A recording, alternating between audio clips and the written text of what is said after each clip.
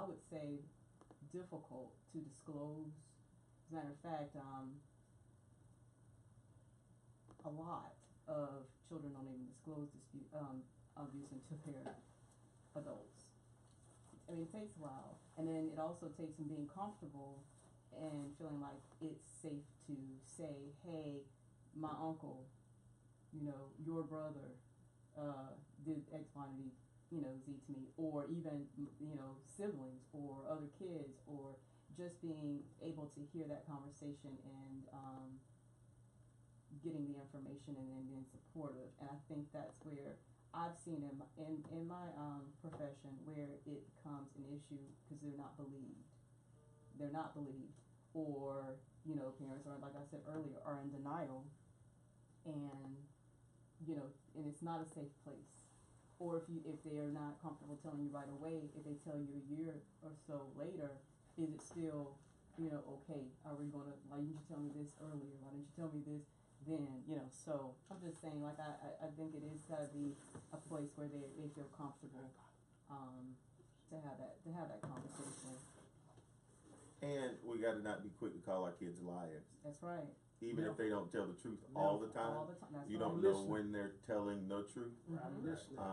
And sometimes children will not say something happened because they're afraid that you're just going to brush it off. Absolutely. And something like sexual abuse or this type of abuse brings about a trauma that we can't quite understand. And when it's trauma induced and they have the trauma, like, things might get distorted. Like the time frames might be off. The details might get, messed up. And just because they're going through a traumatic time. And, sometimes that's why, like you were saying, you gotta get help, because a lot of times we have to, in my field, we have to put the children in counseling, and they work through this in counseling, and they start disclosing counseling, more and more, and as they get comfortable and they can work through that trauma, things can start to come into place and maybe make a little more sense. But you're right. But sometimes because they might have lied or maybe have a history of lying, we don't believe them at all, and so we definitely have to avoid that. And that's the thing, and that's why I say this platform is just an opening to let people know that it's okay to talk about it, so we can find solutions to it. Because like I said, the subject's been a taboo for so long until now. When you bring it up, everybody clamors down and nobody want to hear it. Nobody want to talk about it, even though it's running rampant. Nobody wants to talk about it and address it. And the crazy part about it, I'm 44 years old. Since I've been living, I've heard countless case after case after case of a young lady being touched or a young man being touched. And that's been going on for 44 years. It's so deeply seated because what I'm understanding from them is some of the people that touched them were touched as well. Right. That's right. But we so against therapy, and we so against speaking on family business, even to the point where it's to our own demise at times. And Mel, I think, and I hope I don't take it too far left or too far right, because it's still open conversation, and I don't want to sound like I'm saying that, hey, it's anybody's case, but I think we also have to, as adults, teach in a tactful way what sexual encounters are, because I think sometimes you find people who don't realize that it was wrong. The victim does not realize what happened to them was wrong, because this is where they learned it from, or somebody told them we're just doing this one thing and they didn't realize that it was wrong. Most of our kids, if you have a conversation with them on what a sexual encounter is, they don't know what it is. Even when you get to the teenage age, I mean, I had a real conversation with some teenagers that, hey, you watch a lot of stuff on porn that just ain't real.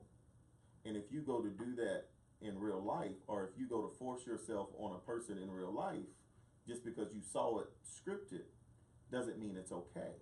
Right. And so if we don't teach the children or the young teens in our circle right from wrong, right? when they encounter wrong, they don't know they were done wrong. Right. And in the same sense, on the flip side, go ahead. No, I was just about to add to that point because we make some of the most heinous things normal by what we accept or by what we're searching for. In the same token, in the same sense, we got to be responsible too. Because some of us, especially with men, if you see you got a homeboy that seems to be attracted to really, really, really, really young, and you don't ever open your mouth and say, yo, you know, you in your 40s, why are you hollering at somebody 18, 19? Like, we have to hold each other accountable to say that just don't seem normal. And it's a tough conversation. We don't want to have it. But it's necessary. Oftentimes in our community, we sit back too often and don't say things when we should. And that's the reason why everything is kind of snowballed to where it is now. Because off of the topic that we're on, but even to why we kill each other at the rate we kill each other. Because at some point a seed was planted that it was cool to kill another brother. And then it got so accepted till it made its way into our music. Because if you listen back, they're going through a lot of these cases now and dissecting some of these lyrics, and these guys talking about young girls, younger. Hey, what was Rick James' record? She was only 17. 17. Yeah, come on, man. And that was a big record. Nationwide had influence over millions and millions of minds. To the point where, okay, if 17 cool, 16 right there. But if 16 all right, 15, you know what I mean? You know, she'll thick 15. Yeah, she does. She mature for her age. She mature for her age. But and we have to, especially as men. Look at R. Kelly. The docu-series starts this conversation, but all those people in his circle, that's my issue. they helped him tunnel. But we do it in the black community, and there's a difference in if you want to help somebody bow out gracefully, and you are helping them continue. And I think we've blurred the lines on how to hold people accountable because we're afraid either we're shaming or when it comes to this subject, there really ain't no right and wrong. Taking advantage of a child is wrong. Period. Taking advantage of a immature mind is wrong. Period. And if you got a homeboy in your circle that preys on the young mind, at some point you got to say, you wrong, because eventually those young minds mature and you keep going younger and younger and younger. Yeah. You got a problem. Because that thirst always get thirstier. You can never quench it. Once you help me out, Pastor, you the pastor, but about the demons In this conversation, I'm just new. I just said that. Okay, well, new. It's still a biblical thing about It comes back. about them demons that when you allow them to come back, what is it, 7 more? That's right. Yeah. 7 times stronger. So at the point where it was like I'm 40, she 19, 20, and you get rid of it, when it comes back, now it's back as a 15, 14-year-old. And you try to justify it by the same things we just got through talking about. You know, was she mature for her age, or she not like, or she understand, or we on the same wavelength, Right. or I didn't really mean to. It just kind of happened. You know what I mean? But you done created that space for it to happen. And in our culture, we've been doing it a long time. I mean, A long time. The Color Purple. If you ever go back and watch The Color Purple, there's a lot of stuff in The Color Purple. I mean, Miss Seeley was 14, 15. She was. But we celebrate. Her and Hoppo were the same age, and she had to be Hoppo mama. And we celebrate that movie. Oh, Miss Seeley was so strong. When we could use that as a segue for conversation of, hey, this is wrong. You know, society deemed that wrong. We as a whole deemed that it was wrong to do these type of things to women that young. We decided that when we made it a law, and that's the end of it. That should be the end of it, because what winds up happening, and this is my thinking, I don't understand it, and I can't get a grasp of it, because what do you talk to? I'm 44 years old. What would I talk to a 15-year-old girl about like that? Walk around the club. That's a good question. I can't understand the mindset. I don't understand the attraction, but somebody does it, and it is a problem. But see, you trying to rationalize Yeah. through the way you think. Right. You're a grown man with grown man responsibilities, and you take care of your business. Some of these men out here, especially some of the ones getting out of that chain gang where they took that 15-year or that 20-year hiatus, so they coming back out still in a child mindset. Still think they're 20 years old, 19 years and old. the things they have in common with, they don't have anything in common with a woman who has kids and responsibilities. They have their common ground is with someone who doesn't have any growth yet. You know what I mean? Their mind has been stifled to the same as that of that 17 or that 16-year-old girl. It's interesting. I guess either way that it's two ways you can think about this or look at it. And the first one is like, say for instance with R. Kelly, right? So within the information that we were given, it suggests that he was abused and that he was abused. And he was abused, at a younger age, around, from his sister who was in her teenage years. And so the, not excuse, but the reasoning assessment, what we call an assessment around his behavior would be that maybe he got stuck, and that's just, he's attracted to that age because that is, that was the age of his perpetrator. Right.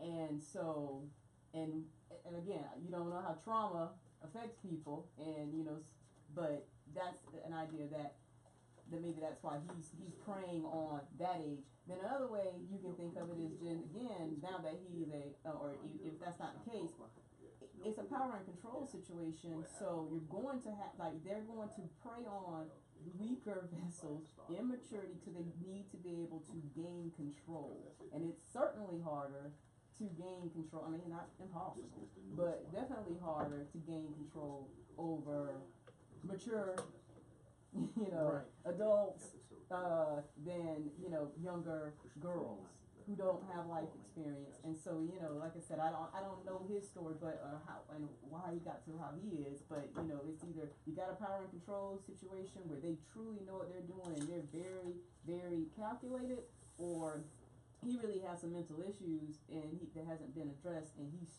really just stuck to that age. And that's why at the beginning of the show, I talked so big about getting therapy for these people when they go through these issues. Yeah. Because we have to break the chain. Because just as you said earlier, somebody did it to me, so I don't know it's wrong. Right. So somebody got to intercede so that person can know that what happened to them was not right, so they don't continue this chain. Or at least be able to decompress. And we got to be okay with, and I know we have viewers of all hues, but black folk got to be okay with seeking therapy. That's right. You can have Jesus and a therapist at the same time. That's right. And if we're, if we're honest in our It's community, it's the culture is changing now in the pulpit, but a lot of the pulpiteers of the gospel weren't trained on how to handle this. We were trained to move on from it.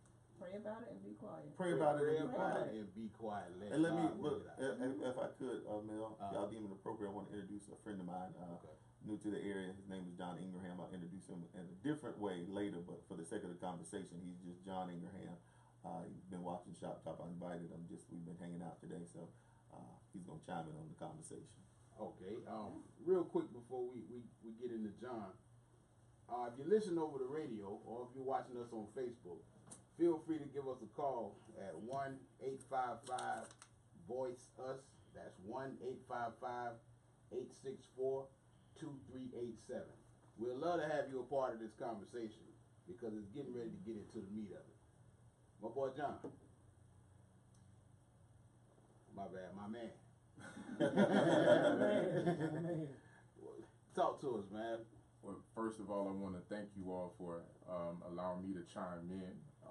I've heard a lot of what's been said tonight, and I think a lot of it is very, very accurate. And my sister, what's her name? Kiana. I want to piggyback off of something that she said, because one of the misconceptions about this particular discussion that we're having today is that I think what happens when we talk about sexual improprieties when it comes down to adults versus young people, inappropriate sexual acts in the church and in the workplace, specifically against young people, we always subject that to being a man having taken advantage of a young child. We never address those issues, and I'll tell you straight up who I am and where I come from. I'm recently assigned as pastor of a church here in High Springs, Florida. In High Springs, Florida. Born and raised in Miami-Dade County public school system. Every week you turn on the TV in South Florida, there's a news story of a woman taking advantage of a young boy. I don't think this specifically, and I know R. Kelly is the conversation at hand, but want to piggyback off of what you said. This comes down to a mindset that goes back centuries before us. Because when you realize as a weak individual that there is something weak in another individual that you come in contact with, human nature inside of says that there is something inside that weak individual that I can take advantage of, regardless of how old I am, regardless of what my plight is in life, regardless of how much money I have. When you are weak and you realize weakness in other folk, it gives you a green light to expose their weakness. So I don't think it's necessarily grown men taking advantage of young women. Let's keep a spade a spade. Right. Bill Cosby, Harvey Weinstein, R. Kelly. The only thing that separates them from the ordinary pastor or your uncle is money. Because if R. Kelly was not a R&B singer, if he was not a multimillionaire, Bill Cosby has not tried to do, if Harvey Weinstein wasn't this world-class executive, how many preachers, how many family members, how many school teachers have done these exact same things and have never been brought up on charge? And just to piggyback on what you said, from an adult, a female, an older female and a younger male, for us, we celebrate it. Exactly. When you 13, 14, and you hooking up with a grown woman, you go tell your boys and all, but there's something wrong with that. Hey, so listen, I was trying to remain serious for the topic, but it's shop talk, man. It's shop talk, baby. It's shop talk. And at the end of the day, man, I'm saying, like, you absolutely right. We used to celebrate. It was actually kudos and cool points for doing it. And what was the movie? How Stella Got Her Groove Back? Exactly. You feel what I'm saying? So at the end of the day, and don't get it twisted. People online, we are watching the comments. So if you want to comment anything, any questions or anything, we're reading the comments as we go along. So feel free, and we'll address whatever you have at that time. Hey, Ms. Newton.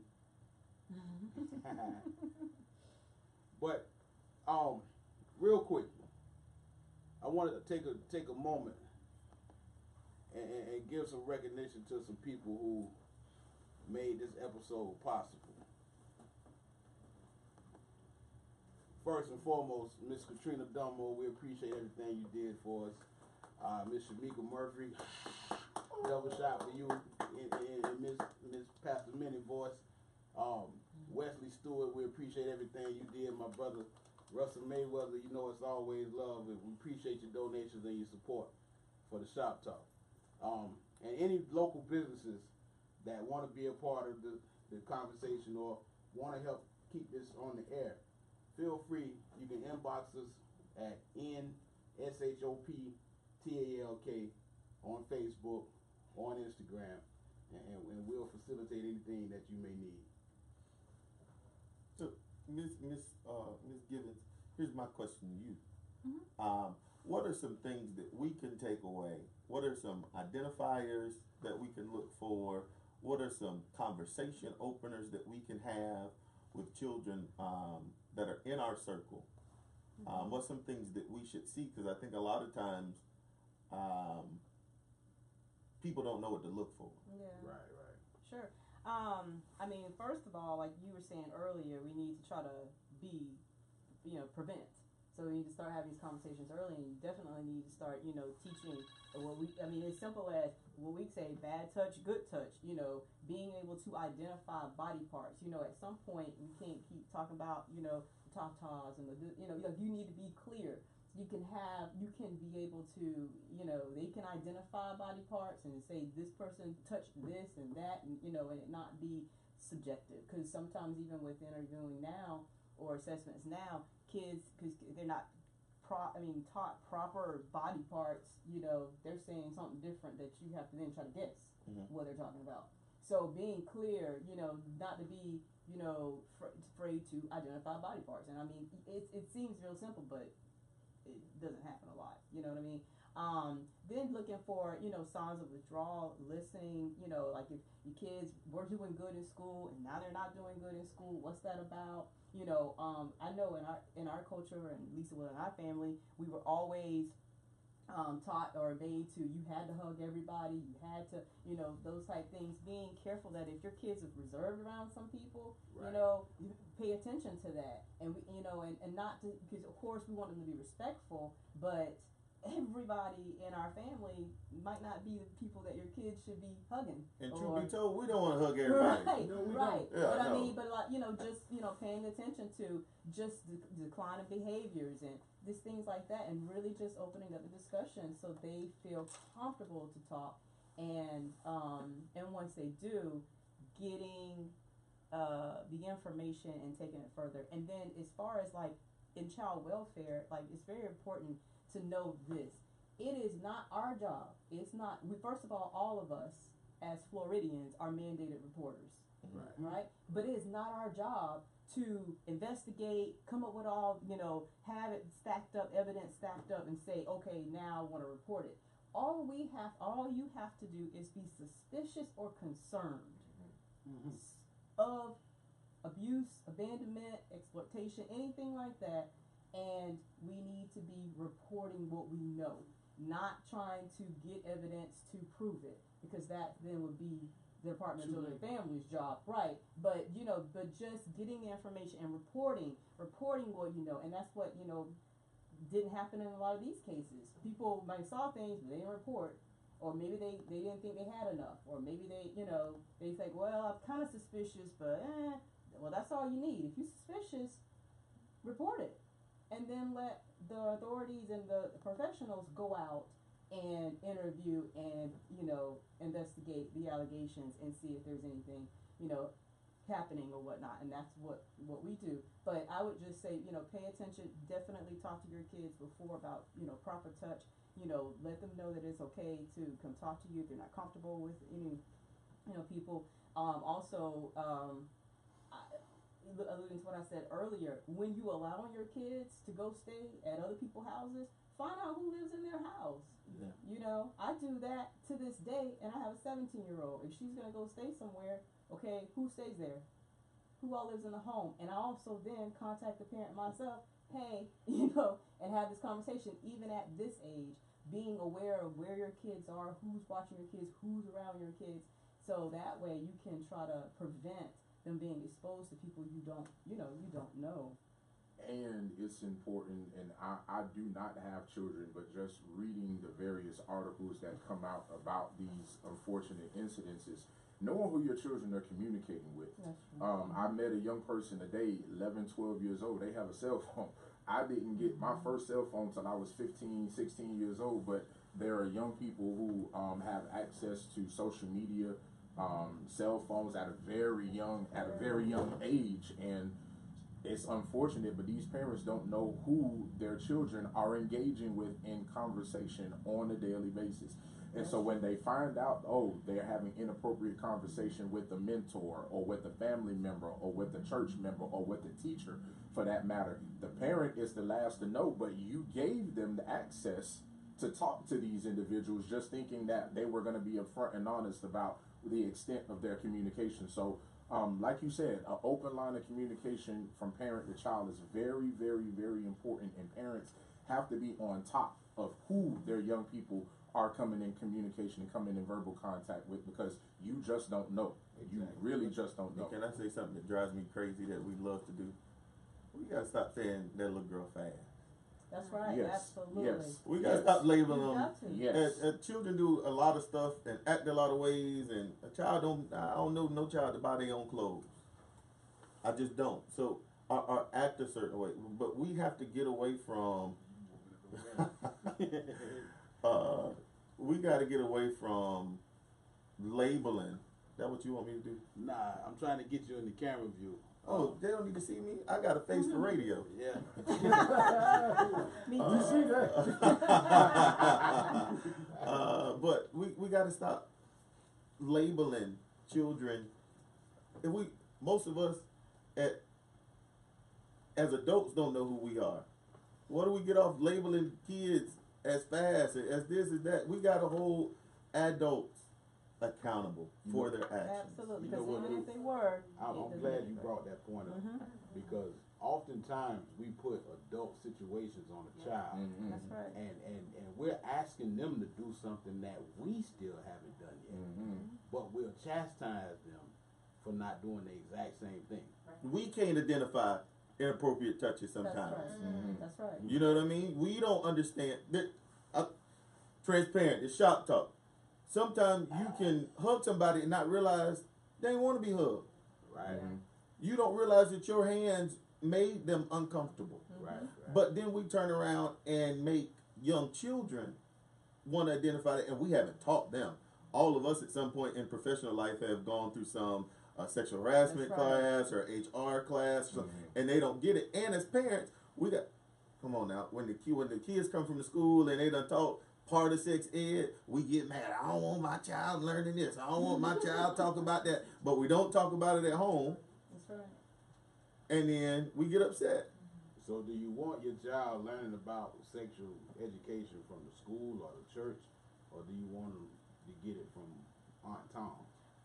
From The music video. you want to get it from you. Oh, and you know, and it's not a time. I mean, and this came up when I used to be a therapist years ago in Fort Lauderdale, and I remember and I used to work at elementary school. That's where I did my counseling at. And I remember a parent coming to me and saying, "Hey, my daughter started to talk. She was in the second grade. My daughter started to talk to me about sex, but I think it's too early. What is a good time? Well, she's already learned about it from school, so it's time. Already learned it. Yeah. You need to start talking." Yeah. And I mean, like, you know, of course, who really wants to have that conversation with your second grader? However, but you know, the kids at the school are already, you know, exposed, and so then they expose your children, and so you have to, when they are starting to talk or you know seeing some things, it is time to have that conversation. There's no age, appropriate age is when it's time. And we have to realize, John brought up earlier, technology.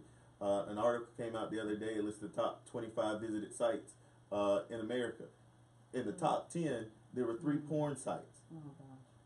That's what's being. So if you don't ever pick up your child's phone, I don't mind telling y'all the truth about mine. I'll pick up their phone and go through their web history. Why? Because some of that stuff, you look at what's popular on porn. Back. I don't care. Back when I was younger, it was babysitter porn. Yeah. Right? Yeah. That was the number one thing. Yeah. So if I didn't have good sense to know that if I ever had a babysitter, I'm not supposed to go try to get on top of her. That's what the influence is. If you look at it now, taboo porn is what's popular. Stepdads and this person and brother and incest. That's what's popular. Those sites pop up all of the time. So if now I'm 10 or 11 and I've got the whole world literally in my hand, and I type in, I'm curious about sex, I'm not comfortable coming to somebody around me, that's the first thing I pull up, stepdad and daughter. If I'm a little girl or a little boy and my step-parent comes on to me, I think it's okay because nobody has told me it's wrong, and I learned about it through this device. Because mind you, the children are still impressionable. Yes. Right. And they're not able to decipher between reality and TV. Because that seems real. You get caught up with your soap star. We all used to hate Victor Newman at times. Victor Newman is a hero. If you ever saw Victor Newman in real life, you want to dive on it. That's You know what right. I mean? But that is not who he is. That's his character. And so, like you said, when they get to visiting these porn sites, it's hard for them to decipher between on camera, her mother, and her father. All of them sitting in the room together. Sitting in the room together, and they done got into doing whatever they want to do. So when my dad creeps into the room late night, maybe he not wrong. Learned behaviors. Learn behaviors. Mm-hmm. And But see- because, oh, go ahead, Carlos. I feel See, like with every a time lot of you this, hear you my know, talk. we have to understand that all of this stuff at the end of the day, we are creatures of nature. So as a sheep, you must teach a sheep to identify a wolf in order to avoid a wolf. That's right. But we so busy trying to keep our mouth closed about so many situations, Mm-hmm. we leaving the sheep out to be slaughtered by the wolf. So- Instead of telling them, hey, that's gonna hurt you. So real quick, I gotta interject this. That's the whole purpose for this radio program. So we can have the tough conversations openly.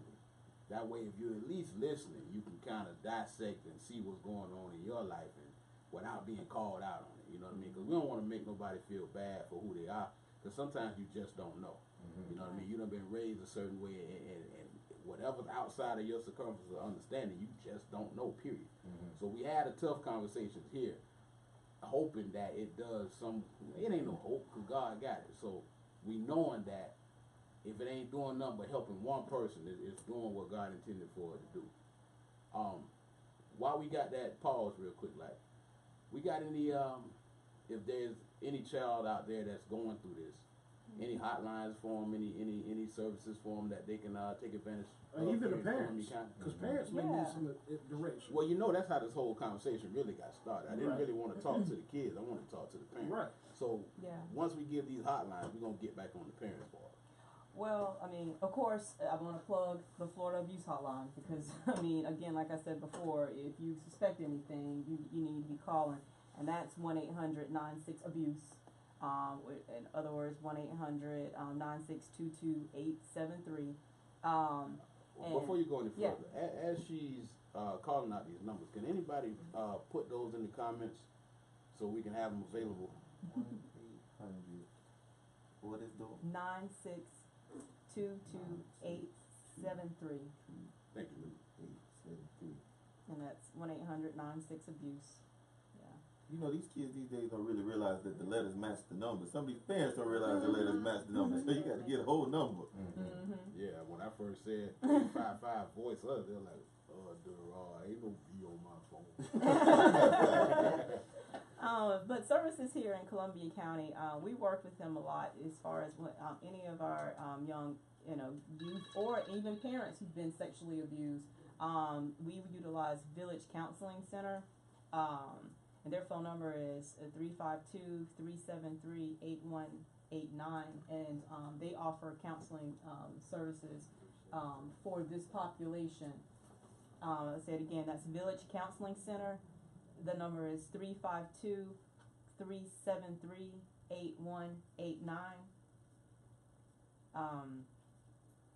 Also, human trafficking is a huge issue, and it's definitely, young teenagers are being human trafficked. We have a whole, it's just one of our allegations, and we have actually a whole person that just deals with that in our organization to try to work with law enforcement, FDLEs, to try to help, all of our teenagers that come into care, because that is definitely call that in too. If you suspect that a teenager is being human trafficking, then, Can you define human trafficking real quick? Hey, hold up. Okay. Let's don't touch that, please. Okay, but I just want to get. Can I at least give the phone number to that? It's a hotline. Please do. Okay.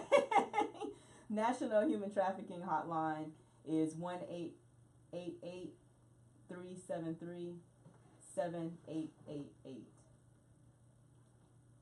Could you get that again real quick? Please? Sure. National Human Trafficking Hotline 1-888-373-7888. So real quick, what is human trafficking? Since we open that door. You opened it up. Well, I mean, it's kind of like the easiest thing is, you're familiar with the pimp and the prostitute, right? Okay, okay. Well, but it's basically is where, either they got these rings and circles of people that are bringing in not just teenagers, but grown women, and they're holding them, and they're then giving them trafficking them out for sex to different people, and so it's so scary. It's so scary. I remember my first training on it, just freaked me out. I'm sorry, because it's the way they do. They're so clever. So like for instance, like you'll go, they go in the malls, right? They're going to malls, and what young girl who don't want to be a model or a singer. So that's who they target. They act like they're a modeling agency, and they'll say, hey, you're so pretty, we want you to come model for us, or here's our business, and they act like this, and then they say, meet me, come down to our studio at such and such time. And so of course these girls who want to model be like, yeah. So they'll go, and then at that point they got them. They trap them, and they're never coming back, because at that and it starts from there. And that's just an example of how they lure kids, and teenagers and adults. So I got to say this, not meaning to cut you off, but that man and that woman that go together, that's on meth or Anna and or crack or whatever their drug of choice is, and she's selling her body to support their habit, that's not human trafficking. Am I correct in saying that? Say that one more time. I think no, I really you gotta off. say all I that. think you off. I think That's you not off. human trafficking. I don't think so. That's not human That's The reason why I'm pointing that out, because they create these laws, and then they take an instance, and you know how I feel about our brothers. They'll use that guideline of someone being taken advantage of, and then put it on the brother and give him 40, 50 years for something that someone was doing consensually. If you do, so That's even with pandering. human trafficking, I think the route, I was in a meeting this week with the Department of Juvenile Justice. Okay. And where you open that door is sometimes these kids start off at 16, 17. Right. And so they go to school and they're recruiting at school. Absolutely. And so if by the time I'm called, if I'm 27 and I've brought in 15 people, it's still caught up in the same trap. And the problem is we don't identify those things. We just need to be honest. We don't identify those things well. Because if we in the room, let's be real, everybody I can think of at least 10 females when we were in high school that was getting picked up by a grown behind man that had no business. I mean, and I'm not talking about 21, 22, you was a senior when she was a freshman.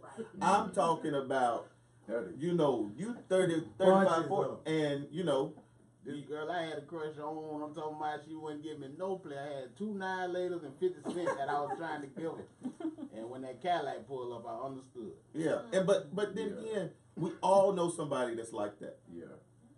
So those are all feeders, and it's tougher in the teenage years because we think that the kids are just being rebellious. Right. We think that they're just acting out. We think that the problem is us. The problem is not that teenage child. It's our job to reach them where they're at and identify them. And then it used to be, you used to have female mentors that would come and take a young girl and be like, look, baby. Come on. Look, Get away from him. you got to get away from him. Not only do you have to get away from him, I'm going to help you. You're going to come in my house, and I double dog dare him to step on my property. So that brings us back full circle to the actual question for tonight. That where were you? Because we dealt with the kid and their identifiers and their flags and all, but we still don't have enough adult accountability where somebody's going up to that child recognizing some of those problems. Like you just said, like, come on, baby, nah, I'm not gonna let you go down that road. We need more uncles, aunts, cousins, friends of the family. That I couldn't make it from Minda J back to the funeral home without 5 people calling my grandma telling me where I'm at, what I done done. What you was doing on the way home. If I'm in the ditch over there by that little patch over there by Dale House fighting, I'm talking about the belt was already out by Before the time I fight got was home. over. Yeah. And who cares that people don't want you to tell them how to raise their kids? Who cares? That to me, that is a horrible excuse that, if I go say something to them, they're going to get snippy about their child. You scream. If it's a child, you advocate for children. You stand on the top of the desk until somebody hears it, because you might save that child's life. The village has been broken a long time ago. Once upon a time, it took a village to raise a child, but what happened was children started having children, and that child had a child, and the village has just become broken because there is no real accountability, especially in our community, when it comes down to creating a real safe haven for our young people. Everybody is against the black church now. The school system is broken. We have those institutions that were still relevant to us into the cultivation of black young people 20 and 30 years ago. We don't deal with it no more because everybody is spiritual and not religious. So the inner city black church is almost irrelevant in some places. Why? Because either they're in debt or they have the doors open, but nobody's going in them. We have no faith in the school system because those old school teachers that were still in the school system, when we were there, they're no longer gone. And half of the teachers that's in the school system now either are just there getting paid, they're not making enough money, but there is no real interest in the child when it comes to this stuff. And now every time you pick up a phone, there's another teacher sexually assaulting another young person. So where do we go for accountability in the village? And I hate to cut you off, but we're going to go on forever with this topic. This hour done passed by quicker than you know it. So final thought from you, Miss Gibbons. My final thoughts would be is to definitely try to have these conversations with your have the conversations with your children early on. Open up the space and the trust where they can talk to you. Have an open mind. Don't be in denial, even if it's they're reporting and it's someone that you know, and even if it's hurtful, be diligent in getting the information and don't just assume that your child is lying or assume that they got it wrong. And if for some reason you guys didn't figure it out and it's still up in the air and you don't know if it's true or not, then do what we love to do in my field. Safety plan then. Mm-hmm. Safety plan. Say, well, you know what? I don't really know the information. I don't know if it's true or not, but what I can do is I can make sure that I make sure you're not alone with this person.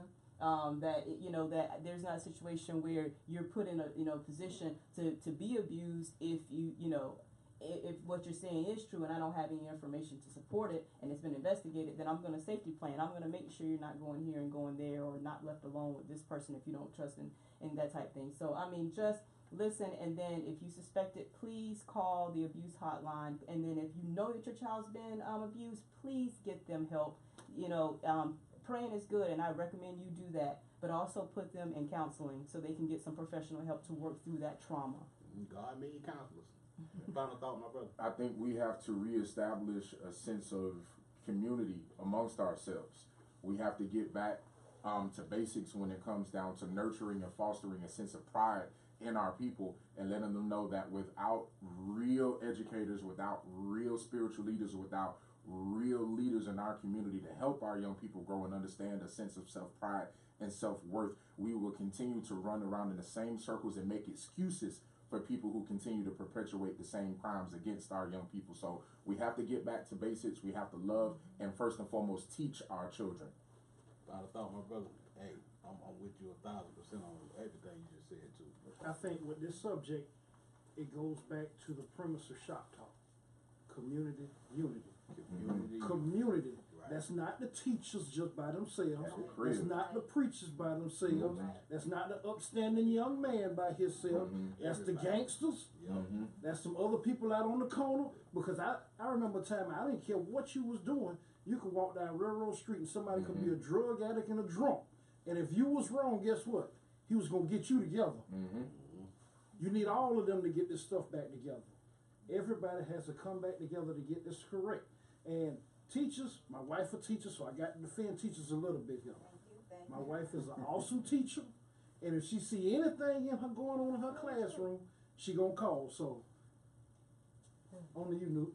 All right, speaking of community unity, I want to thank everybody who came out for the parade today, everybody who participated in the worship experience today, everybody that was out in the park today. We got to do better, but we also got to celebrate where we start. Also in community unity, a few months ago, a good friend of mine was in a tragic accident. One of the gentlemen, one of my classmates, passed away. The other one is living, but he's got some needs. And so I need the community, if you can, to wrap your arms around the benefit program for John Beasley this Saturday at 6 p.m. at the Bread of Life Ministry. So community unity, the preacher today said, what you gonna do? So at some point, we got to stop talking about it and we got to do something about it. And that's the whole premise of the Shop Talk. We had a conversation in here so we can call it to action. We're not just talking about it. Anybody that know me, I put my money where my mouth is. I put my time. Let me hold $1. But I ain't got nothing but debit card. Say that too. But I cash out you $2 just for the time. You know what I mean? I know they got fees. So listen, we appreciate everyone that tuned in. We appreciate every comment that came across the screen. We do want to let you know that this episode of Shop Talk was brought to you by North Florida Medical Institute. That is at nflmi.com. They have a 2-day, now listen to me, they have a 2-day phlebotomy certification form for this school. If you're at least 18 years of age and you have a high school diploma, I was going to say some real ignorance there. Feel free to give Miss Monica Carter, formerly Monica Godboat. She's one of our own here in Lake City, Florida, but she's doing big things over in Jacksonville. That number is 904-534-3478. Once again, this is for the North Florida Medical Institute, and they have a 2-day phlebotomy certification class. And you can get in contact with Monica Carter at 904-534-3478. Also, time to go bail bonds. When it's time to go, you don't want to sit there. You want to be able to be pulled out expeditiously. Or you might be a victim of Me Too. So get in contact with Terrell Johnson at Time to Go Bail Bond at 904-415-3162 for all my Duval County. Listen, man, we love you to life. As always, we pray for your strength in everything you do. We got to close it out tonight, but Newt, my brother. Quick, let me get us in trouble again. What's the topic next Monday?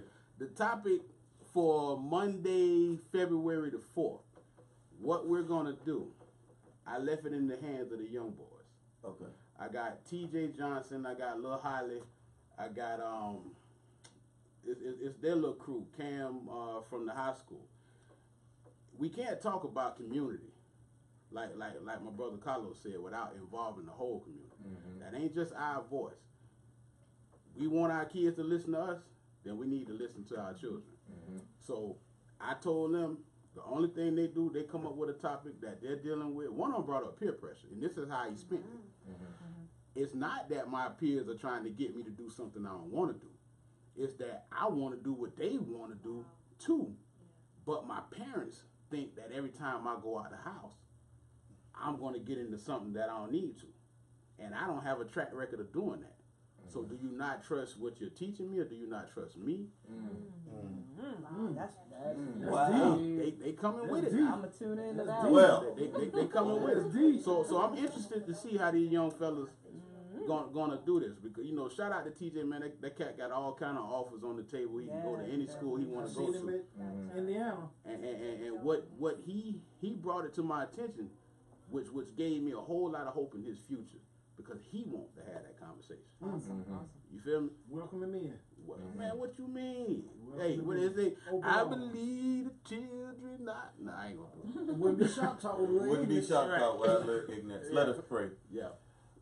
Oh God, now give us discernment, give us wisdom, give us guidance, so that we can protect our children, oh God. God, give us discernment, give us wisdom and guidance, so that we can identify those who prey on our children and not pray for them, oh God.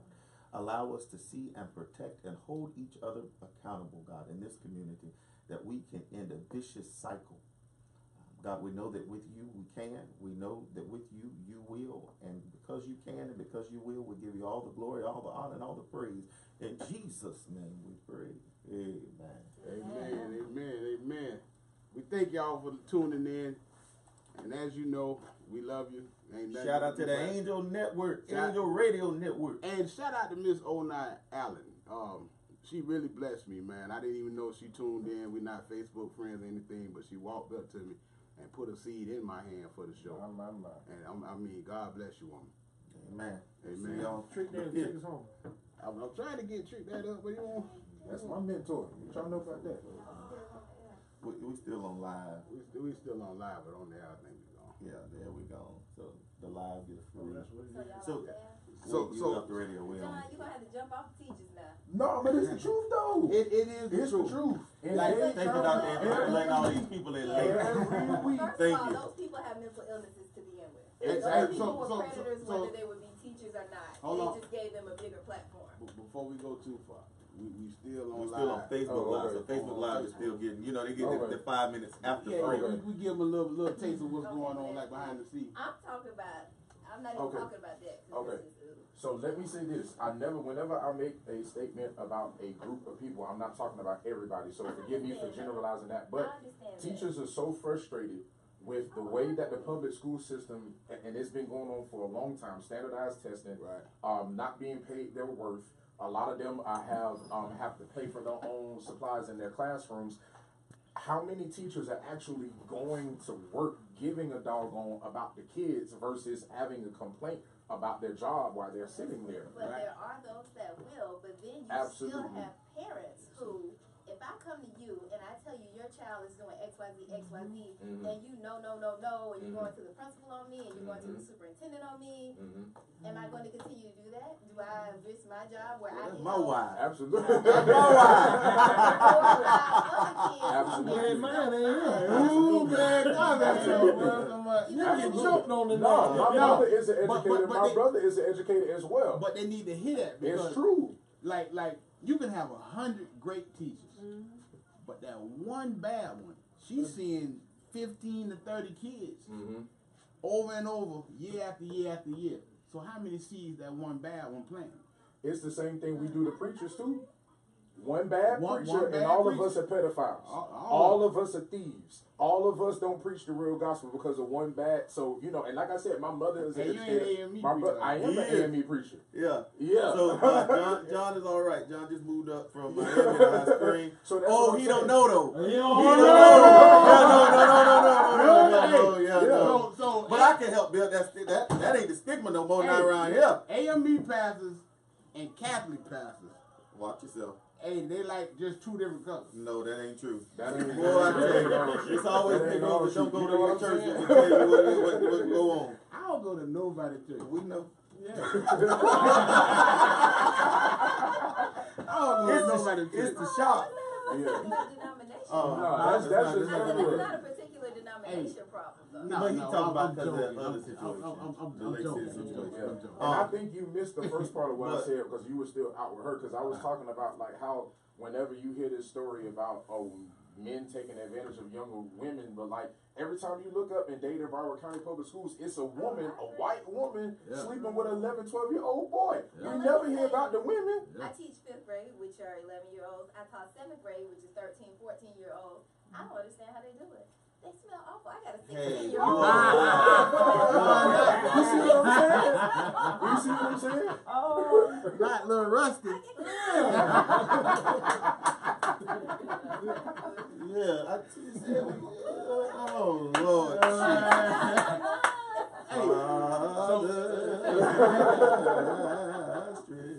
He stretches on, and when he stretches on, Brand was a woman helmet. right. Some of them, you have to. Thank y'all, John. So John been Thank there. y'all. We've been hanging out. Appreciate y'all. Formerly my brother. Nice to John, meet you. nice to meet you. I like Bill that is my hat, brother. barber. Like that hat. Appreciate it. Carlos is Nice to meet you, man. what do you mean, Carlos? Besides a friend, Hey, I'm still Carlos is a I'm still at the radio station real quick. Like, give me 5 somebody minutes. that Right need back. to change his clothes to garnet and gold. Never.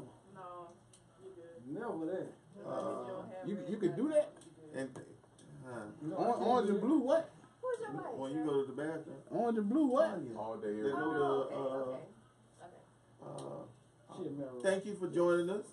Did you have fun? Were I you did. nervous? I was a little nervous, but You I seem was like a natural. You were like, No. you did it like it's almost like she knew the moment the camera hit her. She waved her hair right. This is a natural flip. There you go. It's fresh. There you go. I got it. wow. All right, everybody. For our first, like, every time we do the show, especially like when we start coming back, because it's going to be a few perspectives we're going to need your input on. Likewise. I like to try to get here a little earlier. I'm coming from Orlando, so we kind of all just kind of but that icebreaker is necessary. Because we want to have serious conversations, but we don't want to make them so serious where people not engaged. I think it went better than I thought it was gonna go. Oh yeah. It went a whole lot better than I How you thought we thought were it was going still alive? because I thought we was going a whole nother way. No, that's why I asked. That's But why. I still didn't get to go the way I wanted to go, because we got and I'm glad it went that way, but I still wanted to get on those parents that sit back And let it happen. And let it happen, because I know instances where they might be out chasing a man, and so hell bent on getting that man to fulfill the void they got in themselves that they neglecting everything going on in there. The child pretty much. Some of them they. Hold on. No, you don't let it turn off. It's the free money till Dr. Anthony kick us out the studio. There it is. Parents that know it and okay it. Yeah.